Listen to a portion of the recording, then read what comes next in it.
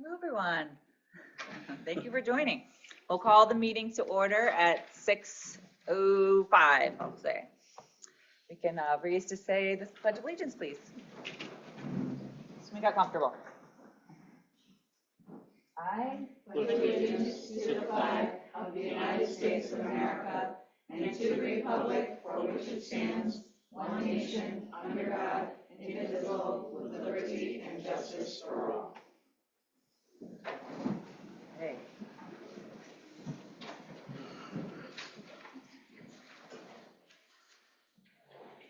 This is our June meeting, our official June meeting. So this is officially Mr. Burrow's last meeting. So I know we've some snacks here. Sorry if people on the video see us chomping away, but it's been a day of celebration for Mr. Burrows and the retirements that happened today. We had a nice thank you so much to Arlena and the crew that put together such a beautiful celebration, and the gym looked gorgeous, and Lloyd sang a beautiful song, and there were many speeches, so it was a really lovely day to honor you, Mr. Burrows. And the thing that I'm most proud of, in 19 and a half years, I've never missed a regular Board of Ed meeting. So I don't know, it's 20 times, what's that, 360 meetings, so here we are again. So I wish you the best of luck in the future, and I want to thank the board and the community for all the help and support. Thank you, Kate. Yeah, absolutely. Okay. Well, we have a quorum here. I think all of our board members are present. We have some guests and folks visiting. Thank you for attending. We have our guest, Mr. LeBray from Alliance Education Associates. Thank you for joining.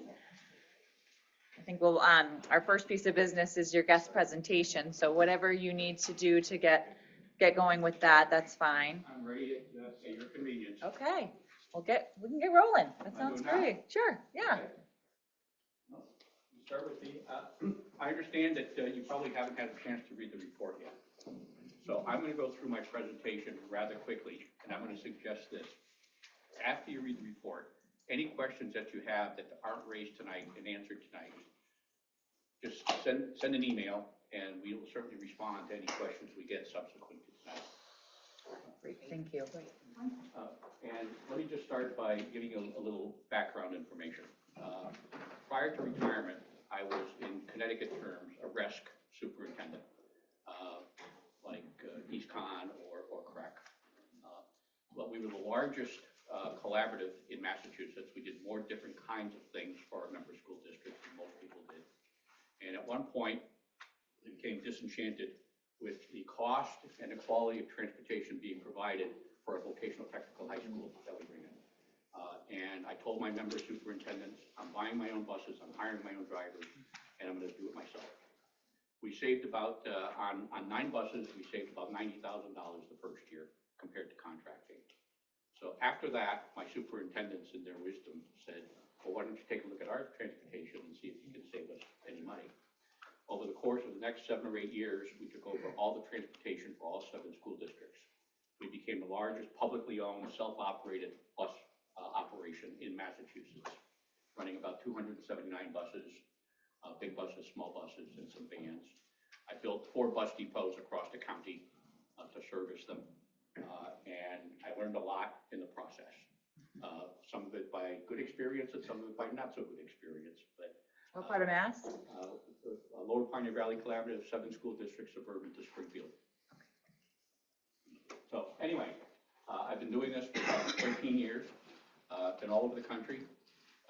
Did districts as large as Chicago and Los Angeles. Did districts as small as Lenox, Massachusetts, which is 3 buses, and a lot in between. With regard to this study, we were asked to look at 3 things.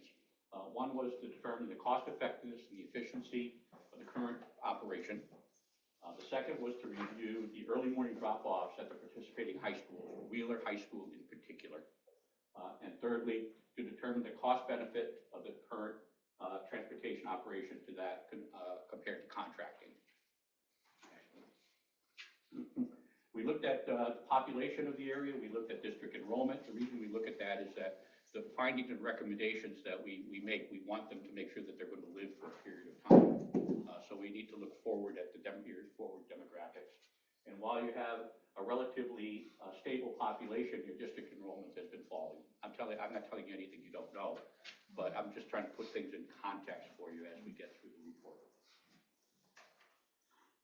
With regard to the report itself, we have some definitions. They're kind of unique to transportation. The first one is tier time, and tier time is the time between your bell schedules that allow you to transport students, and that's important. You have route time, which is the time from embarking to disembarking students, and you have student ride time, which is from the student first pickup to the last student drop off. And then you have what's called deadhead time, the time that it takes for the bus to get from the depot to the first stop, from the last stop back to the depot, or in some cases, in your case, from Wheeler back to Voluntown Elementary. That's time when students are not on the bus. It's called deadhead time. Interesting term. If you remember nothing from this report, this slide is probably the most important slide in the report. It describes how you determine operational efficiency for transportation. And basically, you have to look at the geographic size of the district, the transportation service area, and the location and distance to out-of-district placements and programs. In your case, while Voluntown is relatively small, when you look at your participating high schools, you have over 200 square miles of service area to cover. That's a lot. That's a big area. We look at whether you're doing your routing and scheduling manually or by computer software. The person who does the routing and scheduling really determines the number of buses that you require. You look at student riders, your scheduled riders versus your actual riders. We call that student loading. The time available between your school starting and ending times, which is your tier time. The distance and travel time between your schools. In your case, it's a big area given the participating high schools that you have. The population density, number of students per mile of bus travel. And highway road infrastructure, traffic patterns, and congestion. In your case, it's relatively rural, so you don't have those types of traffic congestion problems, except around your schools in the morning for parent drop-offs. And then lastly, and not least, is the community expectations for the quality of service.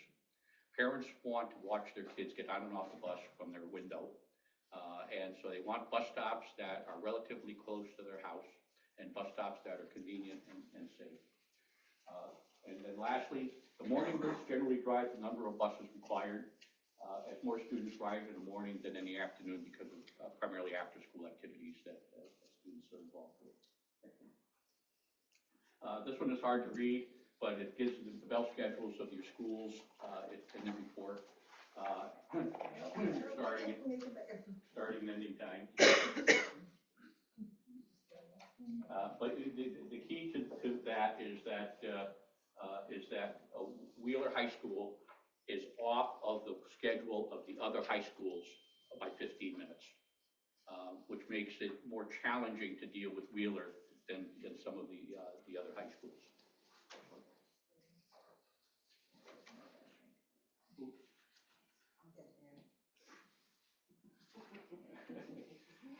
The other is that when you have and I'll just say a 71 passenger bus is predicated on 13-inch seats, 13 inches being this.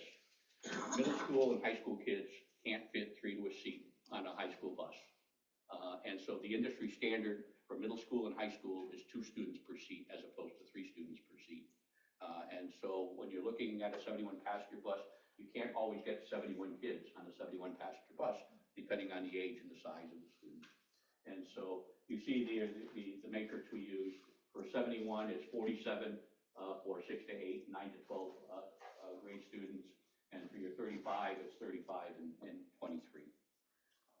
Next one. The district operates a hybrid 2-tier system with the approved high schools in Tier 1 and the elementary school in Tier 2. Routing is done by the coordinator utilizing a variety of Excel spreadsheets and maps. Does not use a computerized routing system. You'll see a recommendation later on that you acquire one. But in order to minimize the number of buses required, you use a series of shuttles where you shuttle everybody into the elementary school in the morning, then they're split up into your high school buses and they're transported back and forth that way. That's probably the most efficient way to do it, as opposed to running dedicated buses for a combination of high school. The only other way that would make sense to be as efficient would be to combine your high school and your elementary school students on the same bus and have a drop-off at the elementary at 6:30 in the morning. And then to the high school, and run a single-tier system. Highly unpopular with parents in particular, much less unpopular with students.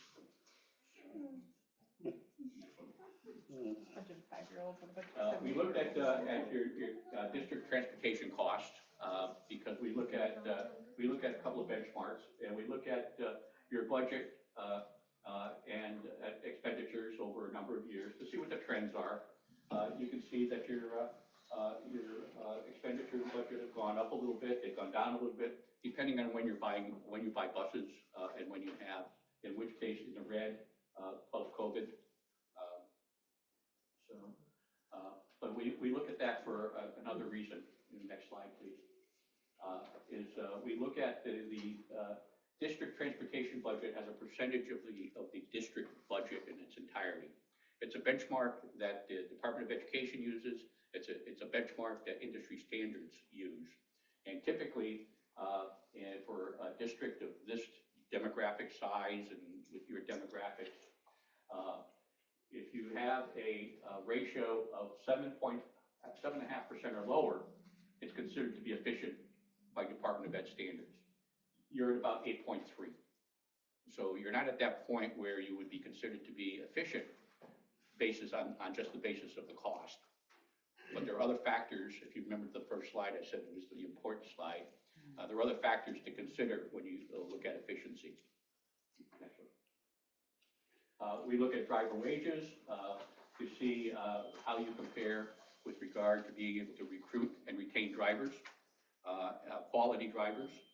And we look at what your wage scale is compared to other contracts in the area, other school districts in the area, and most recently, we're comparing against the Teamsters school bus contracts for the large bus companies, because they're now becoming the benchmark for transportation costs for wages and benefits.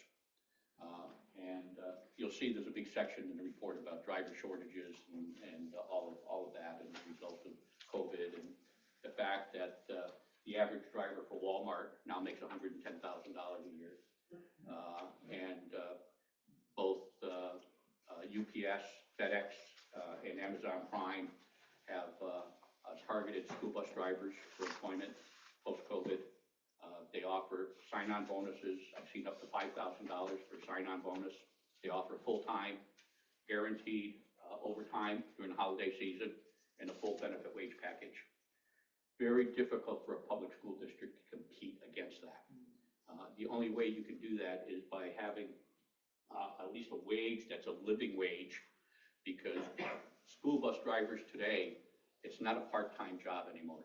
They're looking to make a living wage driving a school bus to be able to support family or whatever. It's no longer retired firemen or retired police department people, or it's people who are looking to have a career in driving a school bus. So in order to be able to recruit and retain, you have to pay some comparable wages. Next one. We looked at the morning routes, number of buses, number of routes, and you can see in the first graph the student ride time analysis based on a policy that you have of routes being no more than 45 minutes. You can see that your student route time is well under your 45 minutes in most cases. When you look at the student load analysis, you'll see that the student actual load is well under your bus capacity.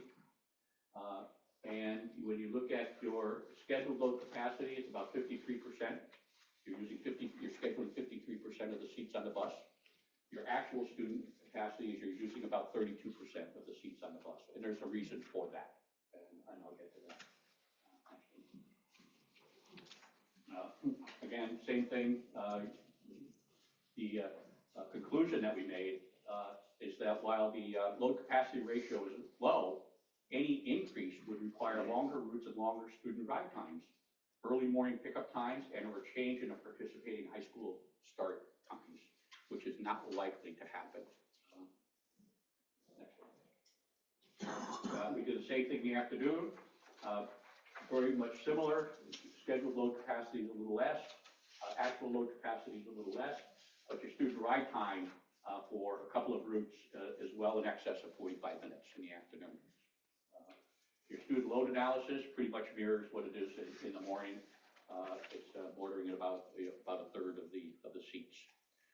One of the ways of arbitrarily fixing that, by the way, is by smaller buses, and that makes your efficiency number look better. But what that does is it creates a problem for having excess capacity. And I've always said, you need excess capacity because when you have a driver that calls out in the morning and you don't have a driver to put in the seat, you have to double up a route.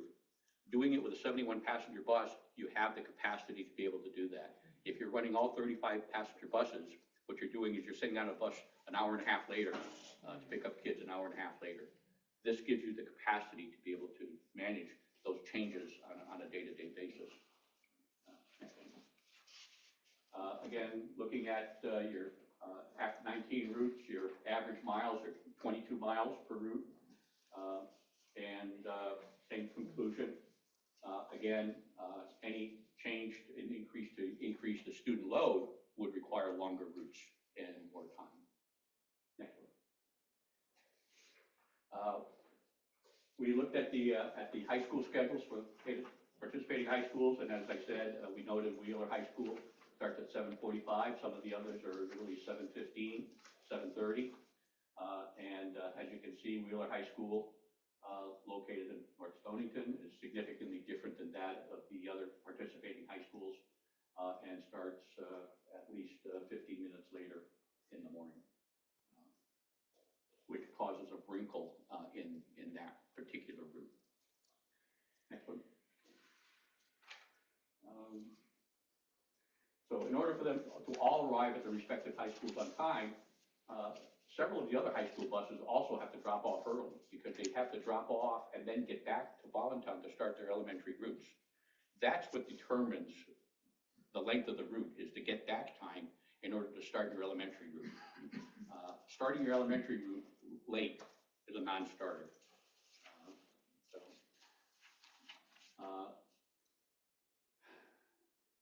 However, the wait time for other than Wheeler is not as significant because of the 15-minute difference for Wheeler.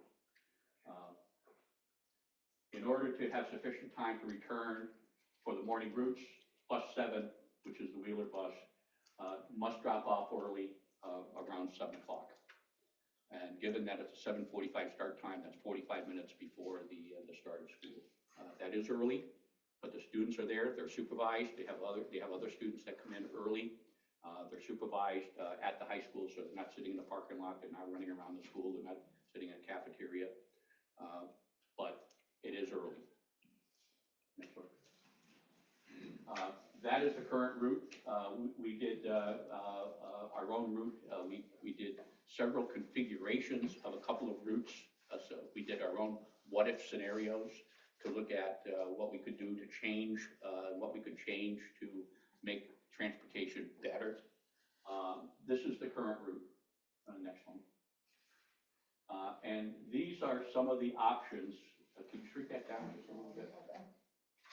Yeah. These are some of the options that we had with regard to addressing the early drop-off time. And we understand that there was a big issue with a parent of one child that raised the big issue. But we could ask Wheeler High School to change their starting and ending time to conform to what we need to do for transportation. Not likely to happen, given that you're providing 15 students to a school of 340, 350. We could revise the bell schedule at the elementary school to the latest start of school by 15 minutes, giving the bus more time to get out there and to get back 15 minutes later. They could drop off 15 minutes later at Wheeler and get back 15 minutes later. Not a very good option. One of the caveats that we always say, and you'll see it in the report, I don't think it's in the slide, is that we never recommend that you change school bell schedules for the sake of transportation. Transportation is a support service to the educational process. When you set the school year, you set the school length of the day, and bell schedules, that should be done for educational purposes, and transportation will respond to that as best they can. You could delay bus 7 leaving the Voluntown Elementary by 15 minutes. The students would remain here on the bus for 15 minutes. We don't find that to be productive time either. We would rather see them at Wheeler High School supervised with their friends, doing homework, use it as a study hall, whatever they want to do, as opposed to sitting in a bus here for 15 minutes. The district could provide a van specifically for the Rachel Lane student, who is the student that's Wheeler, that's out of the way a little bit from the current route. That student could transfer to high school, which is closer to the elementary school and has an earlier starting time. Transportation management could refigure routes to lengthen bus 7 by combining Griswold High School and Wheeler High School students on the same route and dropping off at Griswold first and then proceeding to Wheeler. What that does is it keeps everybody on the bus an extra 25 minutes. And from our perspective, do you inconvenience 25 students with a longer bus ride for the convenience of 1 student? Not my decision. They have the options, and I defer to the board as to whether they want to make a decision in that regard. Also, transportation man could reconfigure bus 7 to pick up the Rachel Lane student after leaving the high school or the elementary school. And the Board of Education could also vote to reduce the number of high school options for students and eliminate Wheeler High School altogether and send your students to other than Wheeler. And you could transport Rachel Lane student by Uber or taxi. And you could request North Wheeler or North Stonington Public Schools to pick up the Rachel Lane student on one of their buses. Those are the options that not all of those are even conceivable, but we figured that we wanted at least to create a laundry list of all the possible options. Excellent. These are the considerations that go along with all of those options. Again, Wheeler is highly unlikely to revise their time.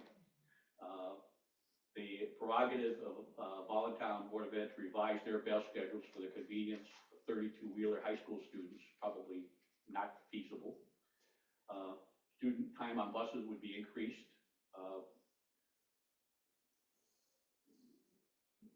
Again, as I said, Wheeler High Schools would be bus 7 for an additional 15 minutes. If they stayed here for 15 minutes, they'd be pretty much unsupervised, other than by the bus driver. The increased cost for another van and a driver, it's increased cost, and the optics for accommodating special interest is a precedent that we don't recommend. It's a slippery slope, and once you violate the intent of providing the most cost-effective and efficient and safe routes, and start making accommodations for individual students, other than for safety reasons, or for the other reason we see is if there's a pickup or a drop-off point that is within I'll say a significant distance to a level 2 or level 3 sex offender, if you have any living in town. We really don't want to have any bus stops, pickups and drop-offs, and sometimes we reconfigure to eliminate that possibility. And again, Griswold students would arrive 10 minutes earlier than they're currently if they mixed Griswold and Wheeler together on the same bus. And you would save the cost of the Griswold tier on bus 3, but you have increased student time by 10 minutes more than their current 45-minute policy. Having kids on buses for, getting up to 55, 60 minutes is not particularly advantageous. Uber and taxi drivers, they're not as vigorously screened as school bus and 7D drivers. You don't know who's driving your child from day to day. They don't go through the same level of background checks that school bus drivers and van drivers, approved van drivers do. And if Stonington were to transport the student, that student would have to walk to the nearest designated bus stop, which may not be acceptable either. This is what the route would look like if you added the Rachel Lane student to the existing route. All it does is it affects the Wheeler High School drop-off by only about 5 minutes. So you're not gaining a whole lot of time by running this route this way. But this is the most viable way of addressing the Rachel Lane issue.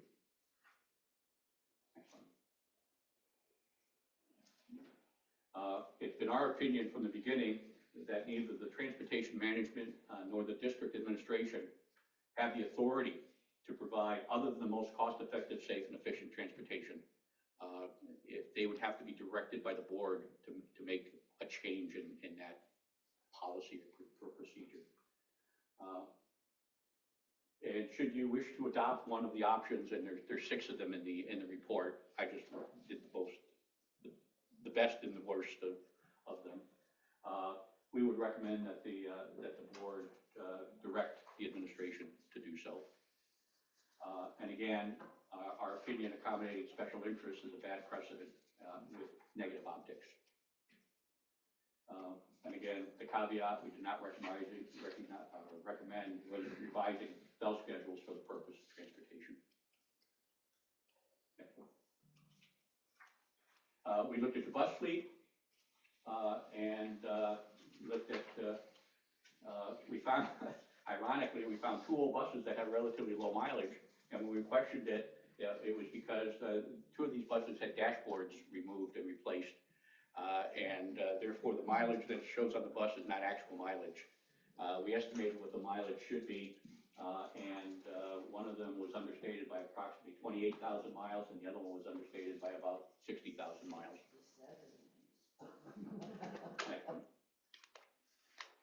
When we looked at the metrics of your fleet, we found that of the 8 buses that you have, the average mileage is almost 120,000 miles. None of them are under warranty, and that becomes problematic with regard to repairs and maintenance. And not only repairs and maintenance, in your case, because you don't do your repairs and maintenance on site, the tie-up of a bus going back and forth, and a tie-up of a driver, 2 drivers actually, to go back and forth to deliver a bus to be repaired or maintained.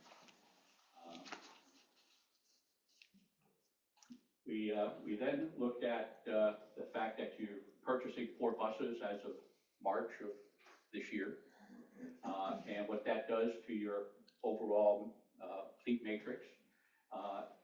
And you go to the next slide. Your average age is now 4 years old. Your average miles are 42,000 miles, and you have 50% of your vehicles under warranty.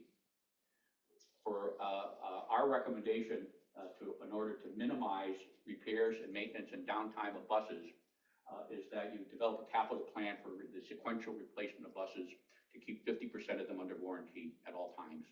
You're starting there now. Next year, the idea is to keep replacing a bus or 2 every couple of years to keep that level.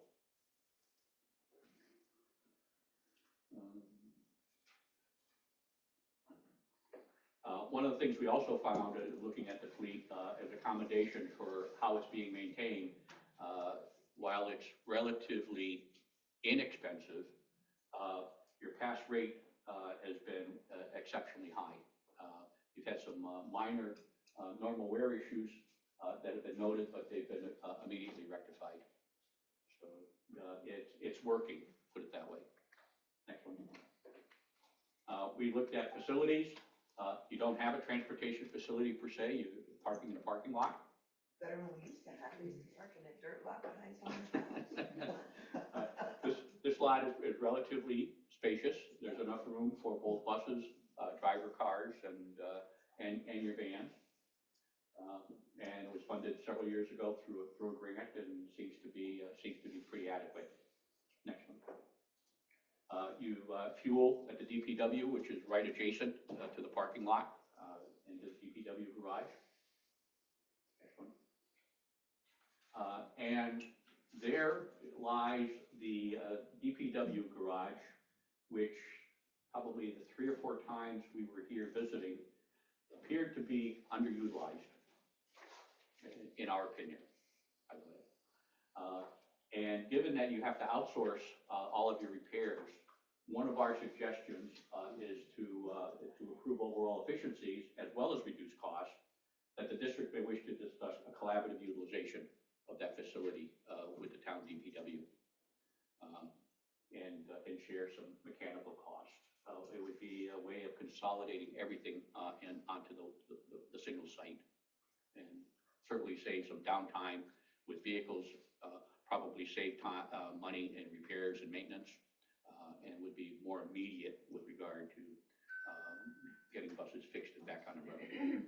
And would also eliminate the need for 2 drivers to drive a bus to pick up and deliver to wherever you're getting them maintained. We then went and looked at the cost-benefit analysis and looked at the cost of your operation. And we came up looking at your transportation budget and total cost, equating it to a 180-day cost per day per bus, which is the kind of the apples-to-apples comparison with private sector contracting. We came up that your average is $490.27, average cost per day per bus for your operation. Comparable contractor cost in your area, DATCO was $680 for an 8-hour day. Your $490 is based on a 7.2-hour day. Was $645 for a 6-hour day, and $560 for a 4-hour day. And Food Transportation of America was $450 for a 4-hour day. And so you can see that your cost is highly favorable compared to what other school districts in this area are paying to either DATCO or STA. First Student, which also have contracts in the area, they were for a 5-hour day, they were $513.58. For a 6-hour day, $568.58, and for a 7-hour day, $623.58. And as I said, when you look at comparable districts, you look at Canterbury and Killingly. I can share their information because I did their studies also. That Canterbury is at $560, and Killingly is at $509.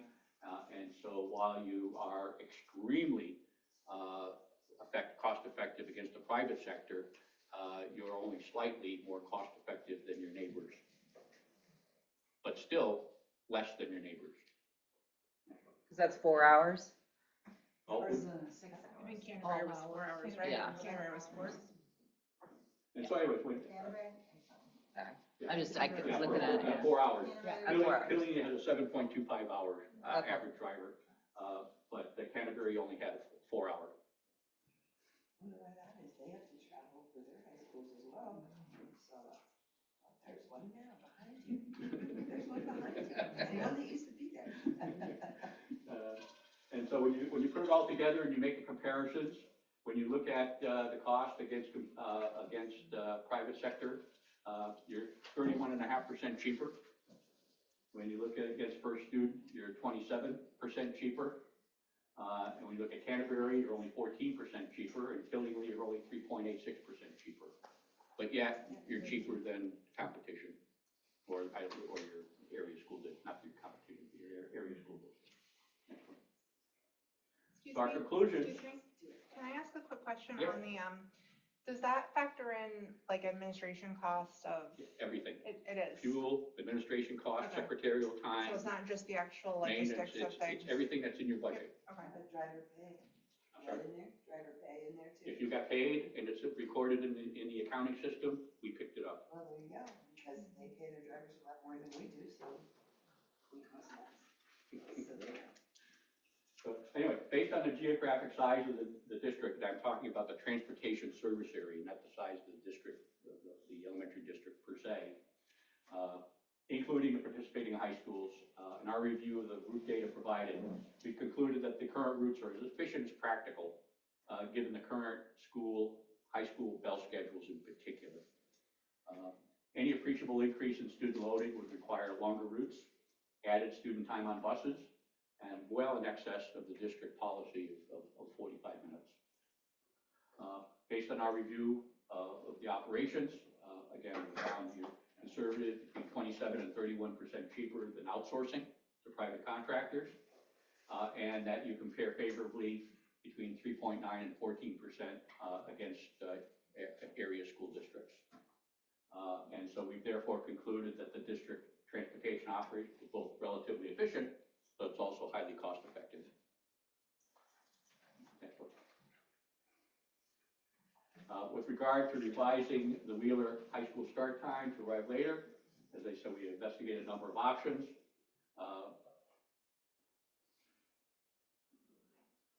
I won't repeat them, but it would be up to the board as to whether you want to pursue any one of those. While we empathize with the Rachel Lane parent, again, we don't recommend revising routes for the benefit of a special interest. And I don't say that in a derogatory sense. But we certainly defer to the Board of Education should they wish to do something different. Next one. Final recommendation is, you'll see in the report, your transportation subcommittee has worked on the transportation issue for better part of a year. And they do so with very limited resources to be able to meaningful route considerations with regard to creating what-if scenarios. What if we did this or what if we did that?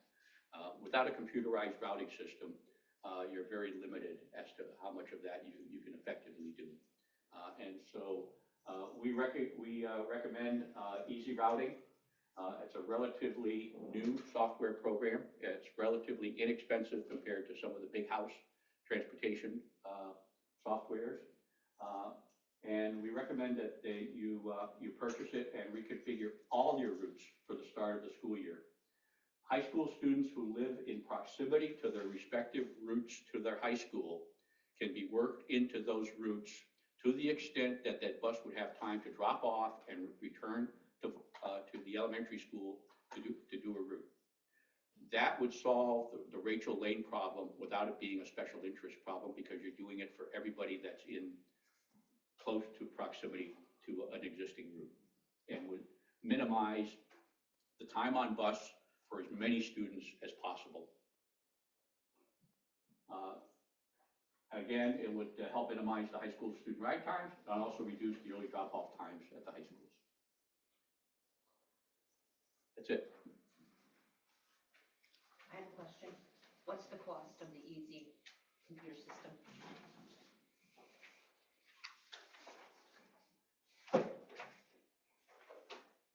$4,519 Per bus or for the whole? for the whole software package for the first year, and then there's an ongoing license cost. I don't know what that is. $750 a year thereafter. Please give me a copy of that, please. Thank you so much. Administration has been provided a copy of it also. Now, by making better use of the garage, is there anything in there? Who's gonna work in the garage?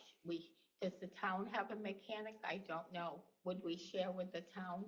I'm not, I see where it has mechanic 0.0 hours, further back in the Can I discussion. add to that? Yeah. The town garage, when asked, they replied that they do not do their own maintenance on their vehicles. They are all leased vehicles, they're under warranty. So they actually have a program that they use to do upkeep on their vehicles and have someone work on their vehicles. Okay, so they don't have a mechanic we could share. We did not have access to town information. Okay, Yeah. that makes sense. I also, just as a Yeah. kind of answer to your question, realistically, it would probably be Crystal and myself, for at least, on days when we need a light bulb changed, or we had one day where we did a very sketchy MacGyver-y wheelchair lift to the back of the bus thing to change out a light. We don't have the facilities to effectively and safely be able to change stuff immediately. Where if we had a garage where we could pull in on a rainy day or a windy day, Or in winter. yeah, In Trying to winter, do that, repairs, sometimes even people minor pull up to the repairs loading out the dock, parking lot in winter. Yeah, and when yeah, it's cold.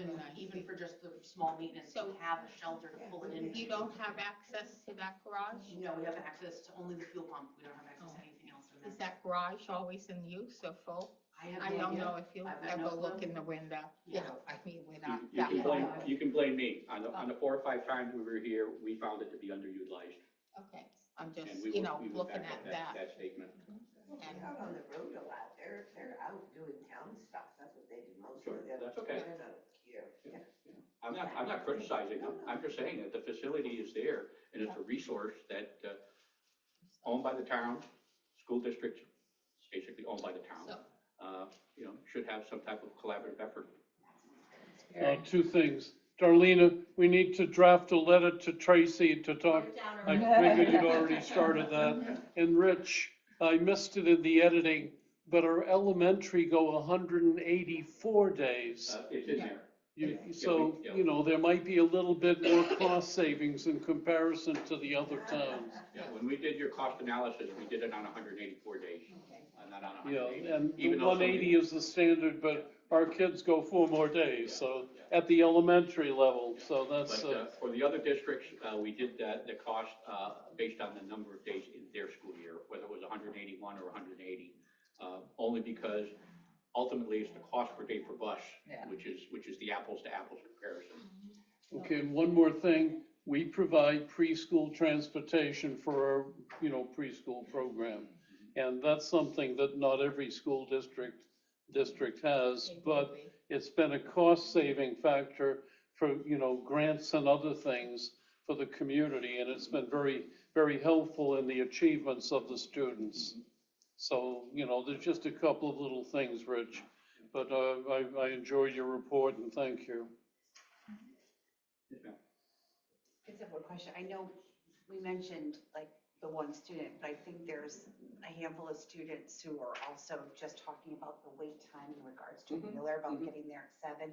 And unfortunately, their start time is what it is, it's 7:45. I think we can fix that next year. If we could, that's what I was gonna ask, through this system that we use in reconfiguring routes, do you think that would be helpful in decreasing the time the students wait? It's going to prior increase to Wheeler the starting. time between the elementary school, and I'll pick on Wheeler, and Wheeler is going to increase. Because you're going to zigzag and pick up some kids along the way. Right. But those kids will not have to come to the elementary school and then get back on a bus and go back in the same direction that they live in. It's going to minimize their time. The students that live on the opposite side of town from Wheeler, they're still going to have to get shuttled to the elementary school, jump on the bus and go. Their ride time is going to be. We route most of Wheeler, maybe most of them, I think, are south of here next year. So we're picking them up on the way to Wheeler and not You have. Well, he's saying just generically. generically. So not like, just so mutual lane. going to NFA, somebody who lives like right leaving town might get picked up when the bus is going to Right, NFA yeah. versus. Once you locate all the students on your digitized map, Yeah.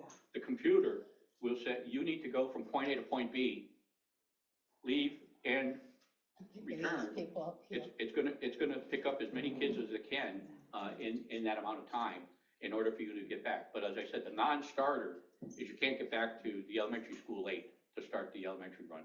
So that's gonna be the limiting factor as to how many students you can pick up on the way to Griswold, or on the way to Wheeler, or on the way to Norwich, or, wherever you're gonna go. So I just wanted to answer, the software would make that a lot easier, because like Rich said, it's not Excel, I use Google Sheets. but that's how I do all my stuff. I have all these different scenarios, and then I have to run all of the students and all the turns. So the software would make that a lot faster and a lot easier. Right now, we do have a couple students that live beyond where we pick up. We have one that lives en route to Griswold. He gets picked up after instead of walking to the school because it's not a really safe spot. And I don't think there's many Wheeler kids that we'd be able to pick up along the way. The software would let us know if maybe taking an alternate route to NFA or taking a different way to Ellis might help with that. But as far as Wheeler next year, I had one day where both my Wheeler and Griswold drivers were out due to a 2-hour delay, and I had to go to both schools, and I met at VES. I picked up the few Wheeler kids that were standalone, and then the standalone Griswold kid dropped off at Griswold and dropped off at Wheeler, and it worked. I don't know for sure that it will this coming year because I haven't had time to do that, but like Rich said, there is a chance that we can do that. That's what I would like to do this year, but I also have to see how it affects driver hours. Because if The other a is driver that that loses you're not hours- doing this just for Wheeler. You're doing it for all the participating high schools. Yes. And so it's not a precedent that you're setting just for Wheeler students. It's a reconfiguration of all of your routes to make them as efficient, as effective, and to minimize student ride time to the extent that you Did can. you look at anything going north, like over to Ellis Tech? Buses going north over to Ellis Tech? We looked at all of them. Oh, they didn't know, But we they only, needed any. but our report was keyed on Wheeler because that was Yeah, the, that's where we had that to was fight. the worst of them. One of the issues. Plus, we're losing the kid on Hodge Pond that they go and get and then drop off on the way back to school. He's graduating, so we won't need that. So we're looking forward to the Well, afternoon. when you reconfigure for September, that'll all show on the computer, and will help you to improve your routing. But like I said, you're going to get kids added too. I don't know. We did it based on this year's school population and who was going where. Very comprehensive. Yeah, it's very good. Yeah. Thank you so much, Rich. This was really, really helpful and You're welcome. addressed a lot of the questions. And I'll go So vote. nice and kind. Okay. Thank you for that. And again, if you have questions subsequent to tonight when you read the report, feel free to email us. We're happy to respond, and if we need to come back, we certainly will do that. Well, thank you very much. you. This was really Thank you. helpful. Thank you for your time. We'll be in touch. Okay, thank Any you. other questions? No? Take Okay. care.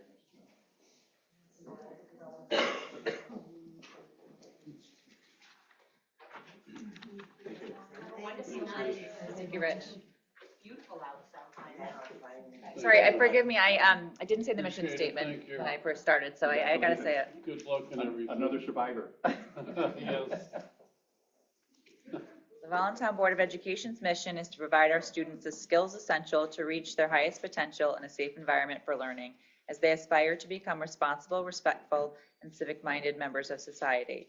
We commit to help educate, challenge, and inspire each child to excel as lifelong learners who can adapt constructively in an ever-changing multicultural and technological world. I know several guests are here for the presentation. But citizens comment, I'm opening it up as well. I didn't do that earlier, so if there was any comment. Okay, we can move on to the rest of the agenda. Hopefully it's fairly short, so I'm hopeful that we did want to add on, in terms of old business, kind of in light of the transportation update that we just heard, but the high school choice topic. If we have a motion to add the high school choice, just to, on favor? Aye. Motion passes to add it to old business. We'll do that under 3.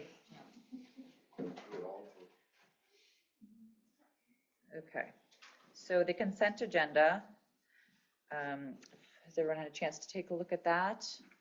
Questions or concerns? We have a motion to move it as presented? Second. Approve it as presented? Motion? Second? All in favor? Aye. Motion passes. Okay, we move to administrative reports. Mrs. Cefaletto. Happy last day of school. So we have had a very busy May and June. And every year we try to plan ahead for that and it never works out. And it ends up being just super busy. One of the highlights was graduation on Monday. Many of you were there, in the rain. Mist. Was not We keep raining. saying mist, in the mist. We were in the mist. It was okay. Yep, we survived. It was great though. We had 21 or 22, I can't remember, graduates, one of our smaller classes, but it was really nice to have everybody there. Our band played. Excellent speeches, yes. It was just good speeches, valedictorian and salutatorian, Oh, really nice beautiful. job on their speeches, yeah, absolutely. So it's a longstanding tradition in Voluntown and one that, I see foreseeable keeping because that it is, a priority for people and they look forward to that, to graduation. We did hold field day yesterday, so finally a nice day of weather. It was a lot of fun. We were outside for a long time. Everybody was tired, hopefully when they got home after that. Still are. Yeah, still are recovering from that.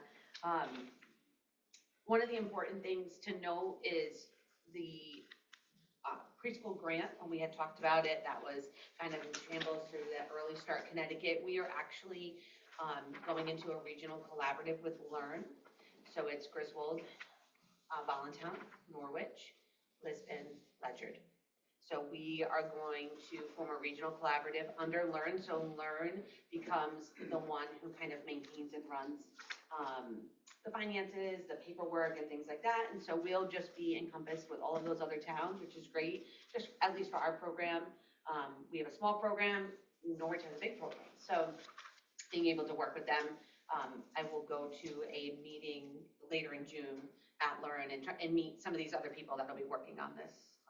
So we can secure our money for early childhood. Griswold, Norwich, Ledyard, Lisbon. Ledyard, Lisbon. So that is super important. Would you like me to talk about food service in my report? It's not on the agenda. It is number 2 of old business. Oh, sorry. But you can do it. I can wait. She can Nope, do I it didn't out realize of it was order, on can't she? I want to follow the order. Get out of order. So we really have had a great year. Thanks to the Board of Education for supporting all the things for our students. They really have had, amazing success, and we see it, and hopefully, it continues in the stream of the next year. Did you mention the boys basketball award? Okay, was just I writing left it down- on there, and I was like, did I say that last time or not? No, So but I left it. who I didn't knows? talk about it? Yeah, Okay. who knows? So the boys were honored, yes. And then we didn't have a meeting, so I think that's what happened. They were honored before the last May meeting with the Roger LaFrancois Senior Sportsmanship Award. And ironically, this person that came was the brother of Linda Christensen, who used to work here. Yeah, so it was kind of full circle, and he came and he talked about how, his sister had worked here. But they really exemplified, and Joe, Nate Lazurick, they run a wonderful program for boys basketball, and it was really honorable, and we brought the whole school down. They were invited to come and see the presentation of the award. They received a plaque, and we took pictures and things like that. So it was really a great accomplishment for them, at that time. I have one thing. Youth Service Bureau, we now meet quarterly. What did you say? Youth Service Bureau, we now meet quarterly. We didn't really disseminate that at the last meeting. We That's decided good to know. it's not every, And YSB paid for the inflatable, so thank you, Chris. Yes, yesterday, and pre-K used it. They were ecstatic that they got to go on there, but they did do that. So YSB quarterly, okay, that's the good to know. cooperation actually between YSB Yeah. and the school district is what allows YSB in many cases to have the quality of programs that we do. And Melinda just did, and sorry to say they're separate meeting, but just so everybody knows, like they did they did the fishing derby, which is great. Kids love that. And then they did the kayaking again, which kids love going out on the water. So that was recently too in June. So really good sponsored programs through YSB. They did Cheer Fest. They went to a center to learn tumbling. Like it was really good. YSB does a lot for us. So Yeah, it was a lot of fun. Okay. And it's great. It's broad spectrum interest, like there's a little bit for everyone, and that's really important for, we don't have a huge population, but they have different interests and needs, and They go surfing. yeah, I exactly. know. The kayaking's such a great, and I love that, like, And we're local to yeah, water. we are. Many people go out on the pond, or you live on the pond or and they don't feel comfortable until they're taught properly. And to have Yeah. Nest come in, like a organization like Nest, who is incredible, a local resource that we have, either for sailing or something like that, water sports that's just a gem, and that's all coordinated through YSB, so thank you. Yep. Okay, well, anything else? Sepulveda? Okay. All right, thank you very much. You're gonna sleep well. Okay. Dr. Johnson? Yes, just a couple of items. The transition meetings, PBTs and 504s for our 8th graders going to their selected high schools are completed. They went very, very well.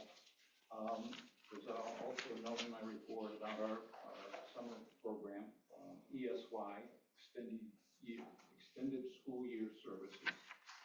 They're required for students with disabilities if the expectation or the documentation indicates that having the whole summer off without academic support would result in regression. So it's to prevent regression. And we have 6 students in grades 6 through 7 that are going to participate in that program. We also provide occupational therapy, physical therapy, and speech therapy for a small number of students, again about 6 students who need those therapies in order to keep their physical and speech skills up, from regressing. And that's it. It was a very good year, very busy year, but a very good year. And we celebrated the retirement of one of our special education teachers today, Julia Stans. She's done a wonderful job. We stole her from EastCon a few years back before I came, and she's done a really good job. What was her balloon number? 12? 12? Oh, yeah. I love that. They had everybody's, years of service with the school up there, and just wonderful representation. But yes, thank you, Julia. Really good training and experience, and just she created a program for our intellectually disabled students a few years back, and really down to earth and practical. She did a great job. She really did. We will miss her. Certainly. Any questions for Dr. Johnson? Thank you. Thank you very much. Yes, thank you for a successful year. Okay, superintendent report. Superintendent's report, you'll notice there's not a calendar of events that I have for my list. Oh. But it's been very, very busy with a number of things that were happening. And of course, there was a wonderful going away for the 5 people that are retiring. And Lloyd just mentioned Julia. There was also Jackie Valancourt, Lynn Lawrence, and Margaret Boland, and me. But the thing is that, and I said it at the last board meeting, our population has been declining, and the board has made strategic moves for reduction in force so that the teachers' salaries for next year are actually less than what they were 4 years ago, and the public needs to understand that. But in relationship to the people that are leaving, we had some transfers. So we had some cost savings with Mike going over to math, and the Learn Technology services have been fantastic. And they've already come in and they've already offered us some services.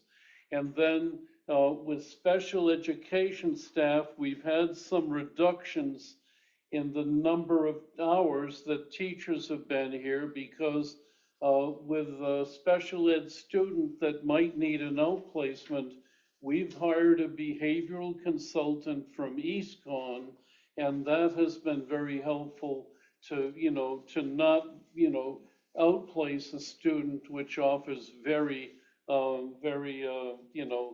healthy things for our budget.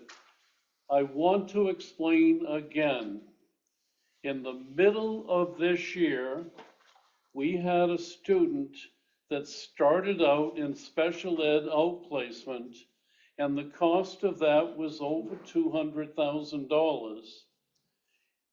And then in the middle of the year, we had a course required placement that also cost $200,000. Well, the people moved their residency. If we didn't have that, then our budget, we'd have to find $400,000, and I'm not sure where we would find that. And of course, you know, the excess costs, the state reimbursement for special ed students, even with tuitions like $200,000, has never been fully funded. And they have a formula, but they never fully fund that formula. Now, people say, okay, you had a student with a $200,000 tuition and they left, so what did you do with the savings? Well, the court-placed student, it required us to pay a retroactive transportation and tuition back to November 1st. So we had to pay that bill based on a court order. So what happened is we thought that we had savings. We were dancing that we could try to, pay a little bit more into the buses or do some other things. But this new student came in. Fortunately, there was a change in residency. And this is a very important thing to have the public understand, that we sometimes are faced with outside placements. Now, when I got here almost 20 years ago, I told the board that we would always fully fund our special ed outplacements. And right now, we're returning $46,398 back to the town, but part of that is a reimbursement for some of the special education. And it wasn't as much, but if we fully fund it, then we give the money back to the town if grants come in, and that's been a standard operation. I want to thank the board. There's one final thing, and I think in this transition, you need to know that we have a structure for school improvement. And this Board of Education reviews a list of committee assignments, and many of you serve on those committees.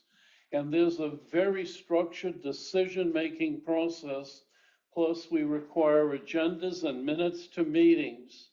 And, the Transportation Committee, the Building Committee meeting, the curriculum meetings are all in place.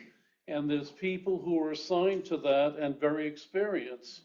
Good example, Jackie Valancourt retired and she was chair of the math committee for a number of years. Well, 2 years ago, we switched and Mike Cretoro took that over, so that we've had these transitions, and that's what's happened throughout the faculty. Now next year there will be 3 special ed teachers rather than 4, but that's because we're trying to get some, services and support for East Con, and this is how we've gone through that. The school readiness grant of $207,000 has been changed. There's a local governance council program, and right now we are looking at, they want you to regionalize with other communities. And I just signed an agreement to work with Griswold, Lisbon, Norwich, and who was the other one? Yeah, so, and what we'll do is we will serve on that council. But one of the things that I really stress with the membership is I want our office to be in control of the budget. And remember, 207 to 180, that's, a drop in funds. So what happens is we had to adjust, how many paras we might be paying for out of the grant. We haven't had to, okay. We've been able to have a slight reduction in the population and the needs of the students. but the school, the preschool program has always been able to meet the needs of birth to 3 students. And we have been very, very fortunate because we have had students that have come into the district and they were participating in the birth to 3 students. And I'll tell you, 20 years ago, we had a tuition of $52,000 for a student, transportation, nursing service, OT, PT, and the total bill was that for about $102,000. We created the program for 3-year-olds that year, and the Board of Ed wound up paying about $52,000 for the program. And the child did not need to be outplaced. We met the needs of the child here at school, and that's a philosophy that will continue. And the special ed staff and Amy and everybody has worked to do everything possible to keep children here. One final thing, and one of your greatest challenges. We used to educate special ed children to age 21. The moment they turned 21, the state came in and they paid for the educational program of that identified special ed student, age 21. Then there was a change and it said age 21, but if it's on July 1st, you're responsible for that child until the end of the school year. Then it changed to age 22. And there was a recent legislation proposal by the superintendent to say when the student turns 22, the state should take over. It didn't pass. So we may have a student that has identified special education needs in the transition program. And July 1st, if that's their birthday, we're responsible to educate them into age 22 and 264 days. And that is a considerable amount, within the budget. And as you develop your budget, you'll see what happens with that. So I've just outlined some of the challenges. Wednesday, June 18th, 7 p.m. in the Voluntown gym, there is a town meeting and a vote on our budget. And please remember, we just cut $49,999 out of the budget proposal that was defeated in the referendum. And I have to tell you, there are not too many margins for, extra challenges that are coming in. We budgeted just for the number of outplacements, just for the number of high school tuitions, and some of the other projected. And next year, you could be faced with, the possibility of, having to go back to the town for an extra request because we could start school and a student requiring $100,000 tuition could move into town. And how do we make adjustments? Fortunately, with essential spending and some of the techniques that you could use, we never went back to the town for an additional dollar. And I'm quite proud of that, along with never missing a board meeting. End of my report, okay? Good luck, everybody. Thank you so much. Yes. Best wishes to you. We know we're set up we're structured in the most Yeah. positive way, and that's been the core of our school system, thanks to all the work you've done over the years to provide consistency and the interworking. And this doesn't rely on just me. The way that things are set up, the transportation, department knows what they need to do. The curriculum committees, the special education, all of these people work, with authority and make recommendations and can save us money. And quite frankly, there's wonderful decisions that were made. One of the finest decisions that was made was Amy's English Language Arts Committee that selected a reading program 3 years prior to when the state mandated reading programs. And we were able to just check off one block. We picked one of the 5 programs that the state eventually required school districts to use. Those school districts that purchased other programs ran into considerable expenses. So the research that our committees do is right on target. And we have people who have served and have helped and made contributions that have been helpful. And one final thing, the kids are great, just fantastic. So thank you so much. It's been a wonderful run. And for the community, Voluntown's one of the best kept secrets in education if you look at what's happening. Thank you. Awesome. Thank you. Thank you. Hard to move right on to old business, huh? Okay, but I guess it has to be done. Well, transportation update, I know that we did just receive our update, that long awaited, evaluation, which I thought was, well thought out and well planned and a thorough presentation, which is great. But what were your thoughts on that in terms of, I know from an evaluation perspective, I think we'll just think about maybe multi-use with the town, if there's anything we can do with the town office, the town garage, and then, if that routing system is a feasible thing, obviously it's extra dollars, but we'll have to kind of weigh that out and see what that looks like, but it sounds like it's a. Honestly, it takes me, normally I start my routes in April. This year I started them back in October, I think, when the first question came up about Wheeler. But I still don't have them done for next school year, partially because I've been, trying to coming up with what does Ellis look like as a standalone. But to have software, Rich ran the routes that he did within a couple hours in one day, where like I said, I have to plot out, okay, this bus does this, and then it's these kids, and how does it work? And oh, that doesn't work. So then I have to go on to the next thing. It would save a lot of time for me and a lot of redundancy to be able to put, these are the kids I want, does this work? And have it come back sooner. And I'd be able to focus on, I'd be more available to drive.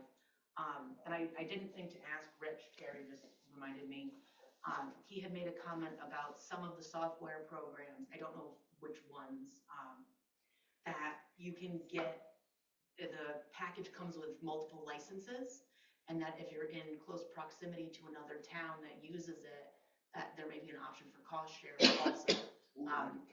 And Rich had used Canterbury as an example. He did an audit for them recently, and that if we were close enough to share a program, they would have their town on one license, we would have our town on another license, and so that is also something to explore.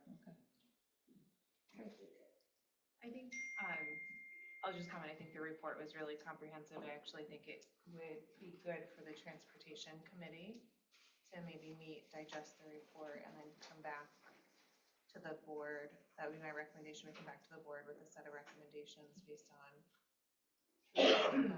on what was, because there are a lot of recommendations in that report.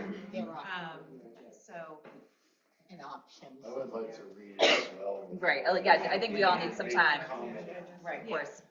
That was the. Actually, on Chris and Sarah's comment, is it possible to have, to set a transportation committee meeting? I think that's a very good idea, but also give the board members time to read the report and come up with any questions they have, because that was a part of our problem in the beginning, was everybody had questions, but there wasn't an even communication. So if they read the report and say, well, hey, these are the questions I have, and these are the questions, Right.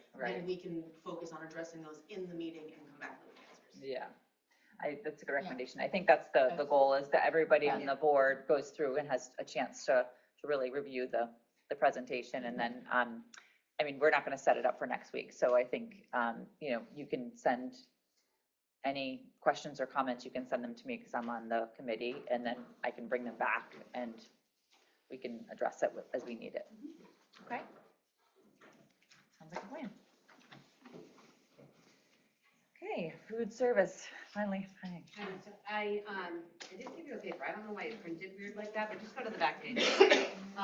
So I did meet with these, myself and Darlena, we had a virtual meet with, the director and then two of the ladies that work and run the program.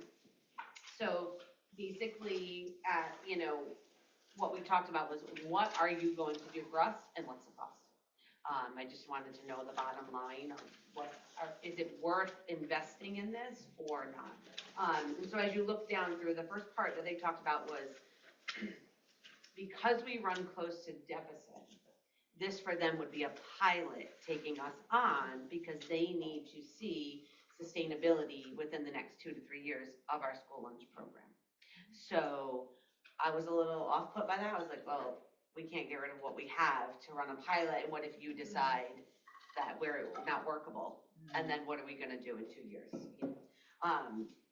But as they talked about all the things that when we had met, they would train our staff, they would meal plan, so we would retain our people. They would meal plan, breakfast and lunch compliance, they would take care of all that through the state, the ordering, the money collection, so they have their own software system, so when it gets put in, it would go through them. Obviously, we would take the deposit, but it would go through their software system. Any of the state requests, they would do the determining official paperwork, lunch applications, direct certification list, that's kind of stuff that I do. We don't get a lot of lunch applications, so it's really not like paperwork, a lot of paperwork. So full financial responsibility is still within the Board of Ed and payments through the Board of Ed, like as paying our staff. They would maintain our staff though, so they would supervise them essentially. We would be under our sponsor name before moving into their like small little collaborative they have. So we'd still operate, we have a certain number that we operate under. Then they would need to evaluate, are we sustainable enough to become part of that? And then I said, well, what's the bottom line? And she said, well, about $45,000. I said, okay, when do I need to let you know by? And I was like, absolutely not. Because for what we pay now, for the amount of money, of what they're going to do, right now, it still works. We have a food service director to spend another, $20,000+ on something that we're already doing and working. I just don't think it's really feasible to move in this direction with EastCon. I haven't gotten back to them, and they haven't said anything yet. I said I have to go to the board meeting and talk to the board. If the board wishes to investigate more into what this is, but that was the ballpark figure that they gave me when 45. And right now we pay, to have coordination and all of that done, about 18. Yeah. It's a significant, it's not like we're saying 18 and like, 25,000, and then I'm gonna do lunch, I'm gonna continue doing lunch applications for that amount, like, we're not, I just don't think it's feasible to spend that. I'm hoping our coordinator can take over some of that, because his Yeah, salary has gone up. Yeah, so there's a couple of things that he and I are gonna meet about what, he can continue to take care of, et cetera, and we'll work that out between ourselves, but, that's kind of where this went. Yeah. I'm gonna assume, just like when I had talked to, them initially, when they gave us the feedback about if you go to another company, not like EastCon, like, I don't even know, Aramark. That's gonna be, if this costs this much, I can only imagine how much Aramark will cost us to run a very small program for 100 lunches a day, if that, it's not, it's not significant. But that's, I think our deficit came this year from the low numbers after the COVID numbers and the full reimbursement last year still for breakfast. Yeah. And they got rid of that. Even though it was in one of the budget things, it didn't go through. Yeah. That reduced lunch, people would all become free lunch. Yeah. But that didn't pass. So we're where we are Yeah. this year. And we know where we are, as opposed to we thought we were getting more coming in. Yeah. And then that disappeared again, so. Will the new budget contain any? No, they had I was looking that up specifically. They had, I called, they had one pot that where they wanted all free and free lunch, reduced lunch would become free lunch, and breakfast would become free again. That got shot down. It's not in the budget that they passed, so nothing different than this year. But this year, we thought we were gonna have a lot more breakfast because of last year was free.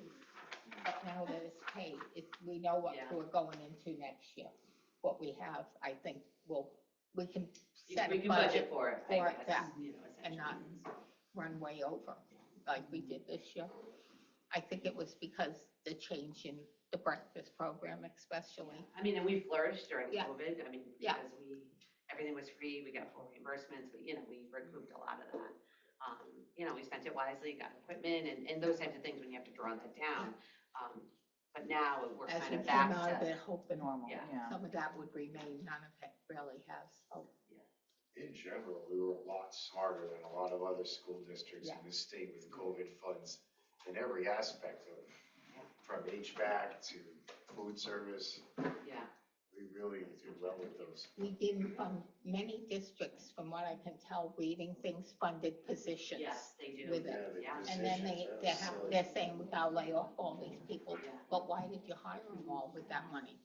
And we still need capital improvement, they still need money for capital. They hired, I think East Lyme is one that had huge number of, staff they hired with the COVID fund. Well, they hire interventionists, Yeah. math interventionists, Just reading this, interventionists. yeah. People that are easy to kind of cut off the bottom, but Yeah. you need, and Yeah, that's how they supply their salary. Pushed the budget significantly Yeah. up 2 years ago. Right. when you try to keep them on, and then people are unsure why we hired. If you really didn't need them, why did you hire them? We really needed HVAC. Yeah. Yeah, we really needed asbestos removal, so Yeah. it's good we use those funds for that. It's very nice, we did some outside work too, We did. for the kids and stuff with those funds, Yeah, that pavilion. yeah. So, and I do think some of this work, I mean, it's appreciative of our research into it and seeing what our options are. I know we're not super happy with our rev tracking of it through Power School, and I know it puts a lot of pressure on, I mean, not a lot, but it's additional work for Amy and others, that aren't necessarily, food service people. But it's also good for, Mr. Feder coming in and he can have eyeballs on some of the work that's been done and, evaluate Now we the can say positions. we did it, Yeah. we looked into it. That's You helpful. know, it's the case. Welcome to decisions. Yeah, yeah, so I think it's all gonna, we'll be able to establish our efficiency for the next few years and kind of really make a strategic plan for that, so. Because we just gotta break even. That's it. We don't have to make money, don't wanna lose money, just break even, which we did for a number of years Yeah. before COVID hit. We were always right on the nose with it. Okay. Thank you. Thank you. Do you So wanna we're run doing- away? Huh? Do you wanna run away? Well, we added the agenda item, the high school choices to old business, so that's item number 3 that's on the agenda. And so with that, is there anything on this report yet for that, or yeah? No. Yeah. Did I put it on there? Did I add Yeah. it? on the other side. It's on, Yeah. I mean, it's Oh, on May 25. okay. Same, yes. So that was from that, okay. So our committees, I'll actually let Sarah. You're on. You're on. No pressure. No pressure, yeah. So, our high school choice committee, we've met, I think we've been trying to keep the board up to date on our thinking, around the high school choice. So just level set reminder, we did vote to remove QMC. I think that was in an April meeting. And then last time we had talked about, removing some high schools as designated. And the link to that as a reminder is if we have a high school that's designated, we are obligated to provide transportation in the context of declining enrollment, or especially over the next few years. We can still support tuition, but not provide transportation, and that is in line with a lot of other area schools. So, I think it's the committee's recommendation that we phase out transportation to marine science and to Ellis Tech. And that we remove Killingly VOAG and replace that with Ledyard. And so those are the three recommendations that have come from the committee after looking at other area school districts, looking at our own enrollments, also considering the change in applications to the tech schools, that they are, again, as a reminder, pure lottery based. So, and looking at where our students are going. So for any students currently enrolled at Marine or Ellis, we would continue to provide transportation for those groups of students through their graduation. So that's the phase out of the transportation over time. And then we would drop Killingly and go with Ledyard for our VOAG program. Am I allowed to ask a question? Yeah. Sorry, Oh, it's not we open can't- for we that can't yet. open. I was just Yes, saying but that. us. Sorry. Should we look at Wheeler? I mean, I know we just added them, but Yeah, so I it think, seems to be the odd man out. yeah, I think the feeling from the committee is that there is additional work to be done to look at what I'm gonna just deem the three regular high schools. So, you know, we offer NFA, Griswold. Excuse me. God bless you, and Wheeler. And I'm lumping them all together as the three regular high schools. There's a small, a medium, Griswold, and then a large. And I think that is a discussion that the committee wants to, or work that we want to take as our next phase, but we would like to wait for Scott to join us. I think that will have a whole series of other and longer discussions for us. But I think we felt like these were some immediate changes we could implement that would have some cost savings, that would help us with transportation, quite frankly, would still provide choice and optionality, but also be fiscally responsible for what we're seeing in terms of rising costs and declining enrollment, and to bring our the offers that we have to be more consistent with our surrounding, with our neighbors. Yeah. We are an outlier. I think that was what it was really clear, is that our school district is quite an outlier for the number of choices we have. So this helps us start to take some steps forward, and we think additional consideration is warranted, but this is about as far as I think the committee felt comfortable taking it. But yes, to your point, Chris, I think we do, you know, I think we need to look at the three regular high schools and make some decisions there too, but we're not prepared to put that proposal on the table tonight. We need a lot more chairs over there. There will, there will be, and I think we recognize that the majority of our students choose one of those three high schools. So it is not without significant. Do we know anything about how the lottery system will work? Will a certain number of students from each town get picked? No, we don't. It's lottery. Lottery. How many did you have under the lottery this year? I have that information because my cousin FOI'd it, but it's, I don't know how many entered for Ellis, but zero. I know zero got received it, but I'm curious how many. out of like 28 kids that apply, only from like some, like Canterbury relies heavily, one got chosen. So the odds are against. Yeah. Yeah. Where are they all coming from then? Like the, Norwich and New London and Groton. for Ellis I'm talking, where, like Killingly? Probably out of even Manchester, each.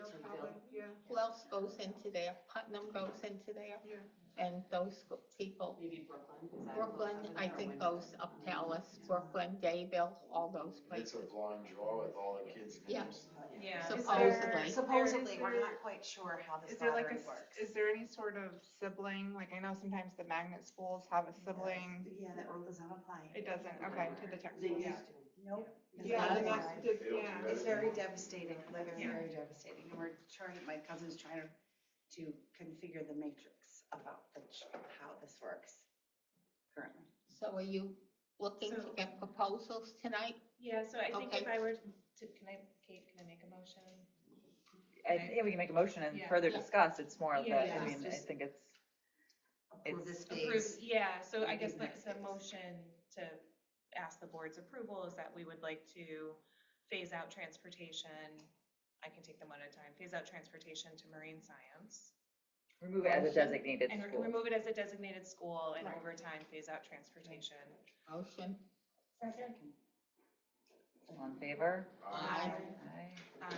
To remove Ellis as a designated school and Motion. phase out Second. transportation. I have a question before the motion. Is this something that should the lottery system change or we find, because I know, was it last meeting, we were talking about it, like, as these towns start to not have students going, there might be a need for like a collaborative type of approach, whereas like maybe Plainfield Sterling, like we could do some sort of collaborative. So my question would be, could we pose the motion in a way that either, number one, should the lottery system be removed, we reinstate? Yeah. And Reevaluate, yeah. also, We Reevaluate. would reevaluate it. yes, right, so, and then also, should students be entered or be accepted, that we review the opportunity for a collaborative type of approach in I 20, don't think 20, they will 2029. do that because they haven't done that with the STEM schools at all. With the what? With the STEM, any of the magnet Yeah, schools. but the difference is, and also there's a, right, well. there's a Yeah. difference too, so I, We're I don't know, I looking just just to think- drop the transportation right now after Yeah. 4 years, is what So, we're planning yeah, on. so right now, we have no students entering ninth grade in Right, Ellis, right, for right? So Ellis, for yep. the current sure. students who are going into 10th, 11th, and 12th, we would continue Provide. to provide Provide, transportation. yeah. It's just for any, student who would, I'm gonna get the years wrong, but next year's 8th grade class, it would not be a designated high school on the list.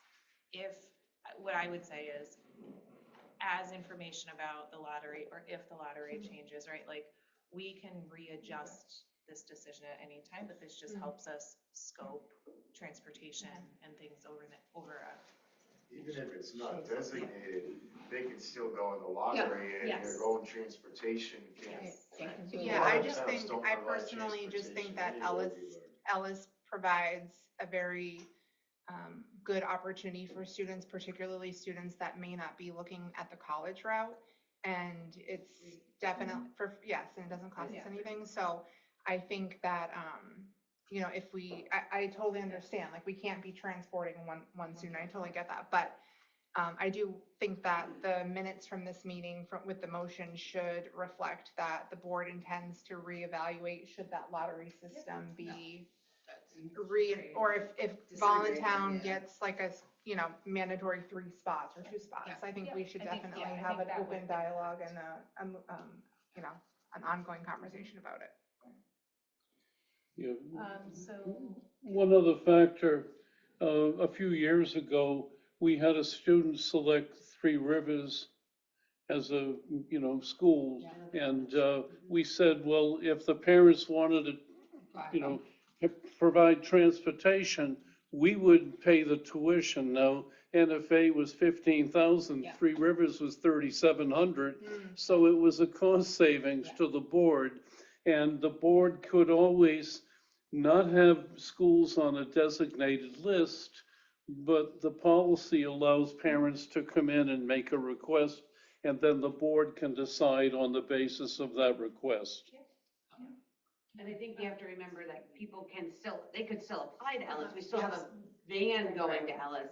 Just that one, once that, in Yeah, 4 they'll years be in- from now. Right, like the Yeah. cycle. You wouldn't, No, I'm and just maybe by saying, then right. they'd be a senior or junior, they wouldn't, Right, be, I'm just saying if 4 years from now we find out that, Yes. no, now enrollment at Ellis is down, we want to start accepting students, I think it's definitely in the Yes, board's yes, best yes, interest to yes. reinstate that as Yeah. designated.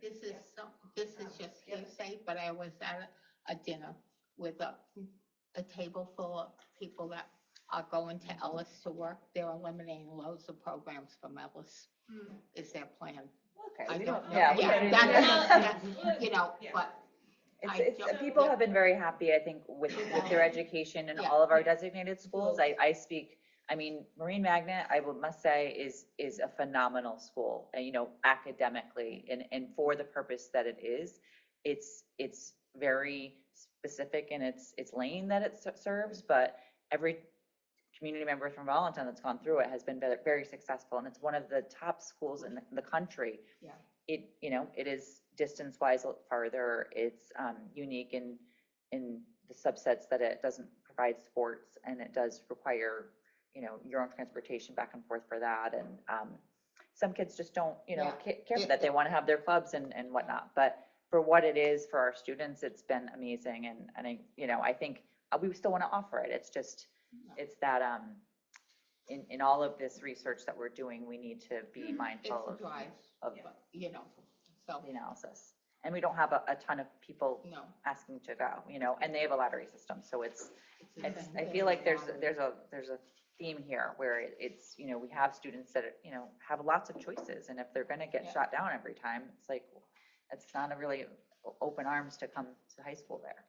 I'm not sure that Voluntown will be at the top of the list in the lottery system. Neither will Canterbury or Lisbon. I mean, in theory, if You it's a know, lottery, that's it right. shouldn't Lottery. matter. If you're from Voluntown or Yeah, Canterbury, it's just a well, lottery and the you're point of just. it. Yeah. But I'm not, But I think Yeah. we'll see, how it at works. the state level, there's gonna be, like, why don't schools have a designated number of slots? Like, we're all, right? So I think we're gonna probably see or maybe not, maybe nobody will, but I can't imagine, I can't imagine that this isn't gonna be an ongoing conversation. I think this fits into our role well of utilizing taxpayer money properly too. If we're having 2 or 3 children or not, I mean, why even own a vehicle to go in one direction if it's unnecessary? Did we finish So with with the that, motion? All right, can we finish? Yeah, Okay. can I make a motion to remove Ellis as a designated high school and to phase out transportation over time? Motion. Second. With And the minutes will, minutes I will think the reflect. minutes will, I think we should have the minutes reflect, I'll honestly say, I think for all high school, I mean, I think All high schools, that this is a iterative this process is an based iterative on. process that, Can be Our- revisited at some time. Constantly evolving Yeah. process. Yes. Okay, so motion, second, second, all in favor? Aye. Aye, any opposed? Any abstained, none heard? and then Motion the passes. last motion is to remove Killingly as a designated high school. We do not have any students, so we do not have to phase out transportation, and that we would replace our BOAG choice would be Ledyard High School. Motion. Second. All in favor? Aye. Aye, any opposed? Unheard, motion passes. And if we end up getting that thing he said about the buses, and you'll be able to I can, any. set out potential what, scenarios if you we're guys not have. doing this, how much would we say? Yeah, absolutely. Fees, Like, and I, then show it. I'm very much looking forward to Yeah. having that software. It sounds a lot more efficient. Yeah. With the times, actually. With that's not a high school that's in our system, so we will have to do the whole, onboarding process that we Yeah. did, similar with Wheeler, so just stay tuned on that. Yeah, so I'll reach out to Ledyard. Right, that gives you authority to reach out, Yeah. that we're interested in doing. So I'll reach out to Ledyard and whatever that process is for him to acquire And I us. guess to find out how many Lloyd type students they would take into it, correct? Just a suggestion, reach out to Griswold, find out if they have a bus going from Griswold to Ledyard BOAG, and then we could, collaborate with them perhaps. You have to pay that. Okay, thank you. The rescue. They helped us with an outfit. Yeah. Saved us a lot of money. So we whittled that number down to much more reasonable, and going to the high school, more in-depth stuff for it. It's a touchy Yeah, subject too, I it think. is. When we get into the other high schools, it's going to be, we still have to make If the we tough need choices. to, okay. So anyway, let's move on to, this is a highlight for our board and our community. I wanted to add it as I was kind of speaking with Amy over the course of this past, month. that we wanted to add a teacher spotlight. And I think we as a board don't do this enough. I mean, it's hard, we're very busy, but there's a lot of things that are going on all year. And one of the cool things about summer session is that a lot of our teachers really do so much tremendous PD and professional development programs and apply for these great programs. And I just, I personally spoke with Mrs. Britt, and she was awarded a really unique one. She's one of 36 applicants nationally for the Summer Institute at the Pequot Museum. And it's nationwide focused to use primary and secondary sources to examine the Indigenous perspective that she'll use in her 8th grade unit for history. So that is a really incredible, I think, just a local thing that she's going to do. And kudos to Karen for being one of those chosen and selected of 36 nationally for that opportunity. So that's great. And then going down, once we started like digging in, I was like, this is pretty incredible. But Chelsea Burns is going to the NOW conference, and the NOW conference. What is NOW? Do we know what NOW is? It's an art conference. Yes, it's an art. And another institute in Old Lyme. So she's doing art, beautiful things. And then Lauren Roderick is traveling to Africa to study biomes. I mean, really, that's incredible. Yep. And Joanne Weir and Angela Orzel are going to the Elevate conference and the Summit conference. And I know Val Lord always conferences somewhere, so she's got a 10-session Science of Writing webinar that she's working on. And then Megan Glidden, she highlighted a cool one. She's finishing up her 6th year in technology integration from the Dominican University of California. Dominican University of California. Her PD is related to one of the many courses on AI, including the AI Imagination of Schools featuring Dr. Neil Gupta, The Human Touch in an AI World with Angela Myers, Navigating the AI Landscape featuring Adam Gary, and AI Integration in Teaching Practices featuring Kathy Kavanaugh. These are hosted through a full curriculum. And so she's finishing up her 6th year, so that's pretty amazing, interesting future work. So I think that is I do want to keep this on, as an ongoing thing. I think it's important. Could I make a recommendation? Instead of teacher spotlight, could it be like community spotlight? So if Amy wanted to talk about a student, are you allowed to, like, if you have a student that achieved something, or are you allowed to say like the name at the meeting? So I would like a community spotlight versus just teacher. You could. Sure. I didn't mean like ongoing, but just for the summer, if there's somebody that we missed, I don't want to. I mean, maybe you would want to consider every month giving us that you report out, maybe. The principal, just somebody who. I know we've talked about that, maybe having like a student come in to give a, highlight on. I would love that. Yeah, or like the National Honor Society folks that came in and just give a quick update on the emblem and what that meant to their process.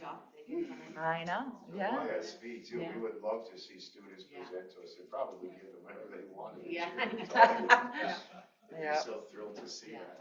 And that's something I can put that in my report, or you can have it as a separate agenda item, I think either way. Whatever you want. Right.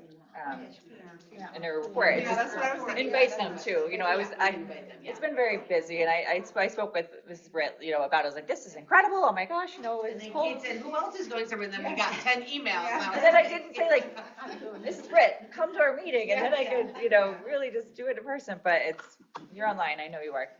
So, and everyone. Maybe like in September, to have them come and just would love to just hear from their conferences. I know, or African. I knew about Karen's work that she's doing, but I had no idea about anybody else. Yeah, I was going to say, Africa sounds good.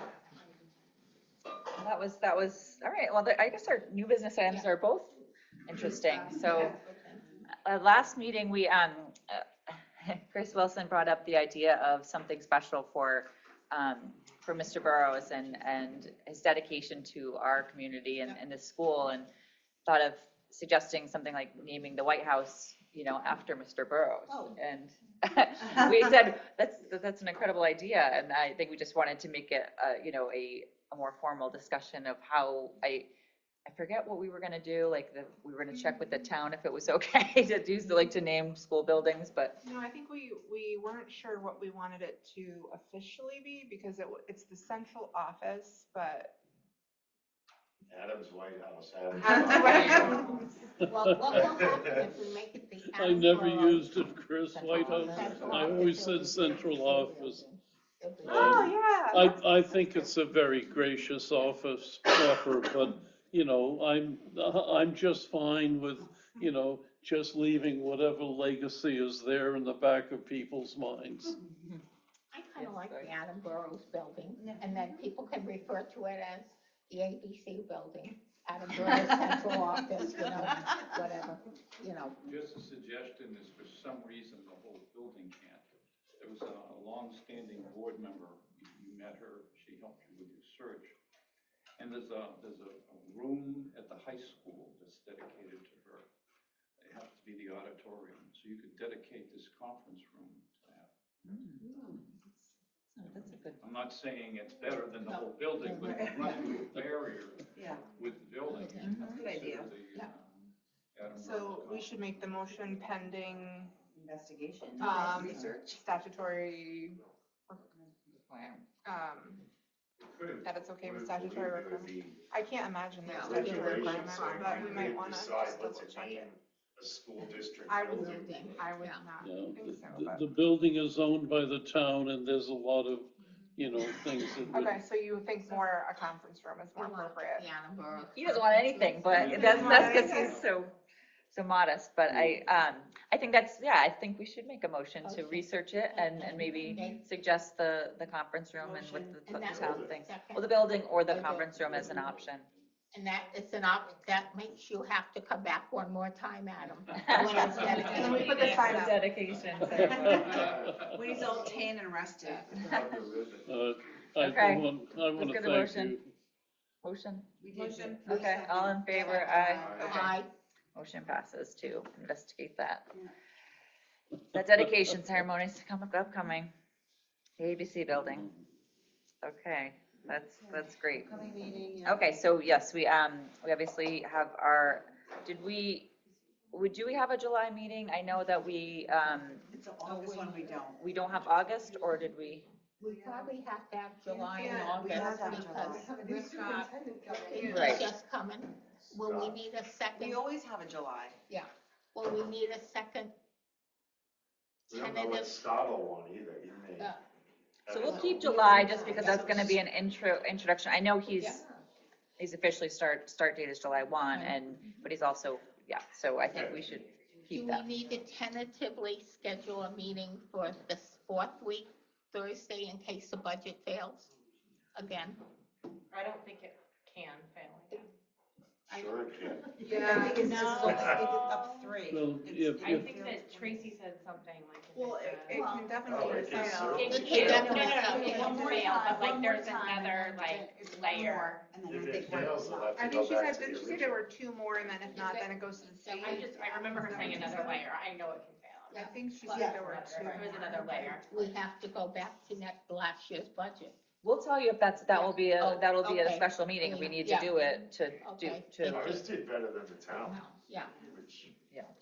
I hope everybody supports us going People Say forward. that, sure. Yeah, I just, I think it's an important, it's important that we show good faith in our support of our process and our spending plan and the work, the dedication that we've all done to get to this point. For a long time, the wells dry, people are mad, they don't feel they're getting a return on investment, and it all hit home.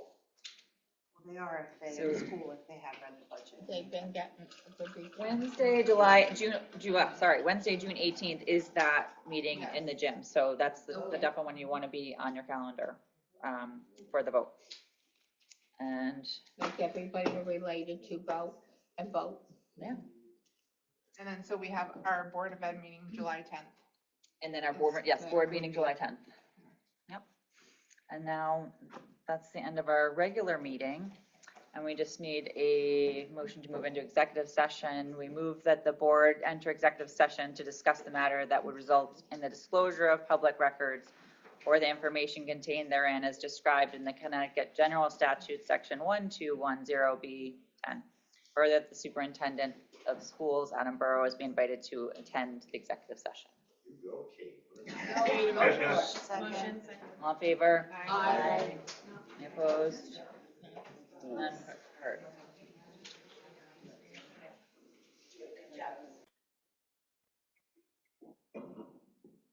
Okay. We need a motion on the floor to authorize the superintendent to work with the Board of Ed Chair to facilitate the classified contracts as agreed upon by the Board of Education. Motion. Second. All in favor? Aye. Any opposed? Sorry. Any opposed? None heard. Motion passes. Okay, Motion to adjourn. motion to adjourn. Megan Wicks, Kathy Grant. Yeah. Okay, at 8:51. Megan and Kathy. Yeah, just announce his name. Okay, thank you very much.